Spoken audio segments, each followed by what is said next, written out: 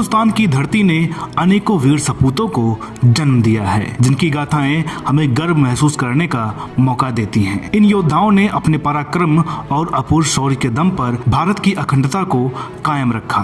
भारत के इतिहास में ऐसी न जाने कितनी कहानियां दफन हैं। कुछ कहानियां तो सामने आई और कुछ गुमनामी के पन्नों में दबकर रह गईं। समय समय पर बॉलीवुड फिल्मों के माध्यम से ऐसी कहानियां हम लोगों के बीच लेकर आता रहा है और इसी क्रम में एक और नया नाम जोड़ गया है अजय देवगन का, जो आने वाले 10 जनवरी को एक फिल्म लेकर आ रहे हैं, तानाजी द अनसंग वॉरियर, जो कि 16वीं सदी के एक वीर योद्धा तानाजी मालुसरे की कहानी है। अब उस फिल्म में क्या होगा ये तो फिल्म देखने के बाद ही पता चलेगा, लेकिन आइए उससे पहले आपको सुनाते हैं इस वीर योद्धा की सच्ची शौर्य गाथा। नमस्कार दोस्तों, मैं हूं अनुराग सूर्यवंशी और आप देख रहे हैं नारद टीवी की खास श्रृंखला इतिहास के पन्नों से। वैसे महाराष्ट्र के लोग तानाजी मालुसरे के नाम से वाकिफ होंगे, किंतु इस नाम से पूरे हिंदुस्तान को वाकिफ होना चाहिए।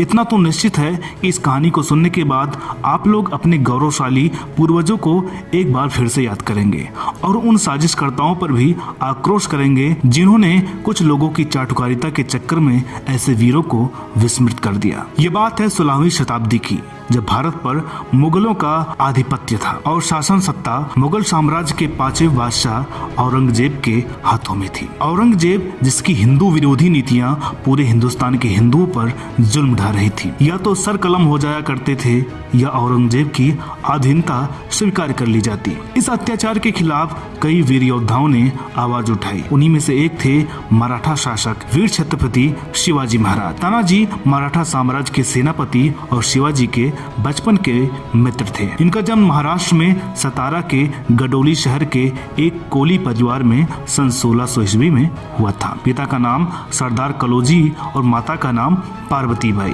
तानाजी को बचपन से ही तलवारों के साथ खेलने का शौक था, इसी कारण उनकी मित्रता शिवाजी से हो गई। आगे चलकर शिवाजी ने तानाजी को अपने सेना का सेनापति और मराठा साम्राज्य का मुख्य सूबादार बना दिया। आइए अब आपको सुनाते हैं वो किस्सा जिसके लिए तानाजी इतिहास में अमर हो गए। सिंहगढ़ का युद्ध तानाजी को इतिहास में मशहूर करता है। यह युद्ध हुआ था 4 फरवरी सन 1670 को। तानाजी ने उस दुर्गम कोंडाणा दुर्ग को जीता जो वसंत पंचमी पर उनके बलिदान का रक्त पाकर सिंहगढ़ कहलाया। दरअसल छत्रपति शिवाजी महाराज को एक बार संधि स्वरूप 23 किले मुगलों को देने पड़े थे। इनमें से एक किला कोंडाणा का भी था। एक बार शिवाजी की माँ जीजाबाई ने शिवाजी को कहा कि बेटा, सुबह सूर्य भगवान को अर्घ देते समय कोंडाणा पर फहराता हरा झंडा आंखों को बहुत चुभता है। छत्रपति शिवाजी महाराज ने सिर झुकाकर कहा, माँ आपकी इच्छा मैं समझ गया हूँ, शीघ्र ही आपके आदेश का पालन होगा। कोंडाणा को जीतना आसान तो नहीं था, पर शिवाजी के शब्दकोश में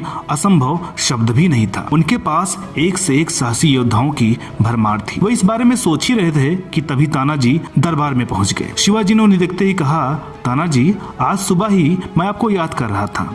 माता की इच्छा कोंडाणा को फिर से अपने अधीन करने की है। तानाजी ने जो आज्ञा कहकर सिर झुका लिया। तानाजी उस समय अपने पुत्र रायवा के विवाह का निमंत्रण महाराज को देने के लिए आए थे, पर उन्होंने मन में कहा, पहले कोंडाणा विजय फिर रायवा का विवाह, पहले देश फिर घर। वो योजना बनाने में जुट गए। 4 फरवरी 1670 की रात इसके लिए निश्चित की गई। कोंडाणा पर मुगलों का सेनापति 5000 सैनिकों के साथ तैनात था। तानाजी ने अपने भाई सूर्याजी और 500 वीर सैनिकों को अपने साथ लिया। वहां तक पहुंचने के लिए 2 रास्ते थे, परंतु दुर्ग के मुख्य द्वार पर कड़ा पहरा रहता था। दूसरा रास्ता बड़ा दुष्कर था, घना जंगल और ऊंची पहाड़ी। पहाड़ी से गिरने का अर्थ था मृत्यु, अतः इस ओर सुरक्षा बहुत कम रहती थी। तानाजी ने इसी मार्ग को चुना। रात में वे सैनिकों के साथ पहाड़ी के नीचे पहुंच गए। उनके पास यशवंत नाम की एक गोह थी। जिन दर्शकों को गोह का मतलब ना पता हो, हम उन्हें बता देते हैं। गोह छिपकली की प्रजाति का एक सरीसृप है जो छिपकली के आकार का कई गुना होता है। उन्होंने यशवंत गोह को किले के ऊपर फेंक दिया, जिसकी पूंछ पकड़कर कुछ सैनिक बुर्ज पर चढ़ गए। उन्होंने अपने कमर में बंधे रस्से को नीचे लटका दिया। इस प्रकार 300 सैनिक ऊपर आ गए। शेष 200 सैनिकों ने मुख्य द्वार पर मोर्चा ले लिया। ऊपर पहुंचते ही सैनिकों ने असावधान अवस्था में खड़े सुरक्षा सैनिकों को मारना शुरू कर दिया। देखते ही देखते चारों तरफ शोर मच गया। मुगल सेनापति और उसके सैनिक भी तलवारें लेकर भिड़ गए। इसी बीच सूर्या जी ने मुख्य द्वार को अंदर से खोल दिया। इससे शेष सैनिक भी अंदर आ गए और पूरी ताकत से युद्ध होने लगा। तलवारों से तलवारें लड़ने लगी। तानाजी लड़ते लड़ते बहुत घायल हो गए थे, पर उनकी इच्छा मुगलों के सेनापति को अपने हाथों से मारने की थी। जैसे ही वह दिखाई दिया, तानाजी उस पर कूद पड़े।